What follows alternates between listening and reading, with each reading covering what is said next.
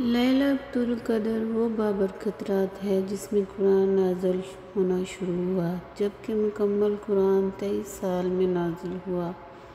اِنَّا أَنزَلْنَاهُ فِي لَيْلَةِ الْقَدْرِ وَمَا أَدْرَاكَ مَا لَيْلَةُ الْقَدْرِ لَيْلَةُ الْقَدْرِ خَيْرٌ مِّنْ أَلْفِ شَهْرٍ تَنَزَّلُ الْمَلَائِكَةُ وَالرُّوحُ فِيهَا بِإِذْنِ رَبِّهِم مِّن كُلِّ أَمْرٍ سلام ہی حتی مطلع الفجر۔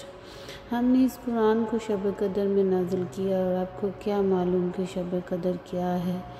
شب قدر 1000 مہینوں سے بہتر ہے۔ اس رات میں فرشتے اور روح جبرائیل اپنے پروردگار کے اذن سے ہر حکم لے کر نازل ہوتے ہیں۔ یہ رات سراسر سلامتی کی رات ہوتی ہے فجر کے طلوع ہونے تک۔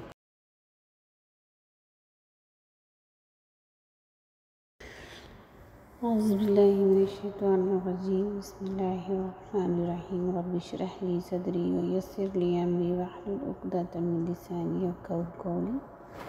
آج ہم اس سورہ کی فضیلت کو جانیں گے۔ اِنَّا أَنزَلْنَاهُ فِي لَيْلَةِ الْقَدْرِ، بے شک ہم نے اس قرآن کو شب قدر میں نازل کیا، یعنی بے شک ہم نے اس قرآن مجید کو لوح محفوظ سے آسمان دنیا کی طرف یکبارگی شب قدر میں نازل کیا۔ تو آج ہم شب قدر کے فضائل جانیں گے۔ شب قدر شرف و برکت والی رات ہے۔ اس کو شب قدر اس لیے کہتے ہیں کہ اس شب میں سال بھر کے احکام نافذ کیے جاتے ہیں اور فرشتوں کو سال بھر کے کاموں اور خدمات پر مامور کیا جاتا ہے، اور یہ بھی کہا گیا کہ اس رات کی دیگر راتوں پر شرافت و قدر کے باعث اس کو شب قدر کہتے ہیں، اور یہ بھی منقول ہے کہ چونکہ اس شب میں نیک اعمال مقبول ہوتے ہیں اور بارگاہ الہی میں ان کی قدر کی جاتی ہے، اس لیے اس کو شب قدر کہتے ہیں۔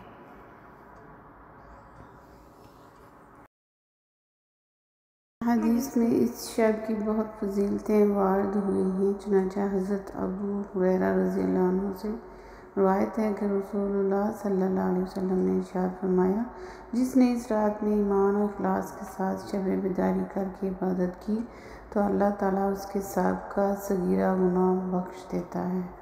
یہ بخاری کی حدیث ہے 25 پہ۔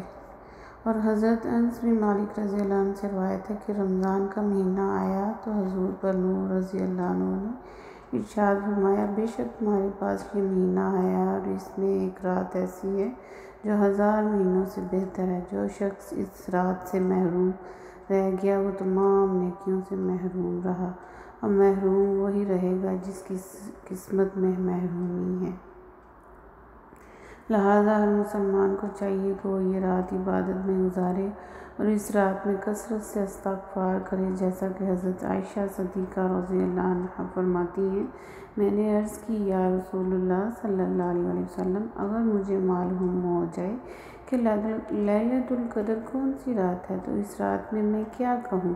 ارشاد فرمایا، تم کہو، اللہم انک عفو کریم تحب العفو فاعف عنی، اے اللہ میں بے شک تو معاف فرمانے والا ہے، کرم کرنے والا ہے، تو معاف کرنے کو پسند فرماتا ہے، تو میرے گناہوں کو بھی معاف فرما دے۔ نیز آپ رضی اللہ عنہ فرماتی ہیں، اگر مجھے یہ معلوم ہو جائے کہ کون سی رات لیلۃ القدر ہے تو میں اس رات یہ دعا بکثرت مانگوں گی، اے اللہ میں تجھ سے مغفرت اور عافیت کا سوال کرتی ہوں۔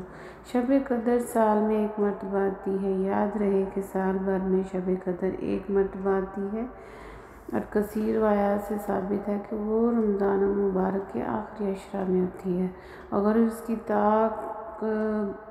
کی بھی طاق راتوں میں سے ایک رات میں اور ہمیں چاہیے کہ ہم اس رات کی بہت اہمیت فضیلت کی قدر کریں اور بہت سارا اہتمام کریں۔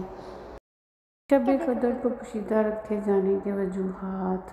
امام فخر الدین رازی رحمۃ اللہ فرماتے ہیں، اللہ عز و جل شب قدر کو چند وجوہ کی بنا پر پوشیدہ رکھا ہے، جس طرح دیگر اشیاء کو پوشیدہ رکھا۔ مثلاً اللہ عز و جل اپنی رضا کو عطاؤں میں پوشیدہ فرمایا تاکہ بندہ ہر عطاء میں رغبت حاصل کرے۔ اپنے غضب کو گناہوں میں پوشیدہ فرمایا تاکہ ہر گناہ سے بچتے رہیں۔ اپنے ولی کو لوگوں میں پوشیدہ رکھا تاکہ لوگ سب اس کی تعظیم کریں۔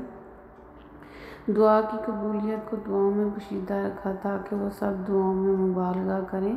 اسم اعظم کو اسماء میں پوشیدہ رکھا تاکہ وہ سب اسماء کی تعظیم کریں، اور نماز وسطیٰ کو نمازوں میں پوشیدہ رکھا تاکہ تمام نمازوں کی پابندی کریں۔ توبہ کی قبولیت کو پوشیدہ رکھا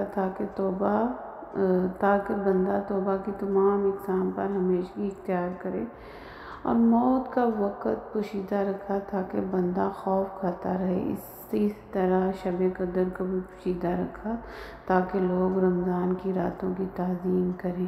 گویا کہ اللہ تعالیٰ ارشاد فرماتا ہے، اگر میں شب قدر کو معین کر دیتا اور یہ کہ میں گناہ پر تیری جرأت کو بھی جانتا ہوں، تو اگر کبھی شہوت تجھے اس رات میں گناہ کے کنارے لا چھوڑتی اور تو گناہ میں مبتلا ہو جاتا، تو تیرا اس رات کو جاننے کے باوجود گناہ کرنا لا علمی کے ساتھ گناہ کرنے سے زیادہ سخت ہو جاتا۔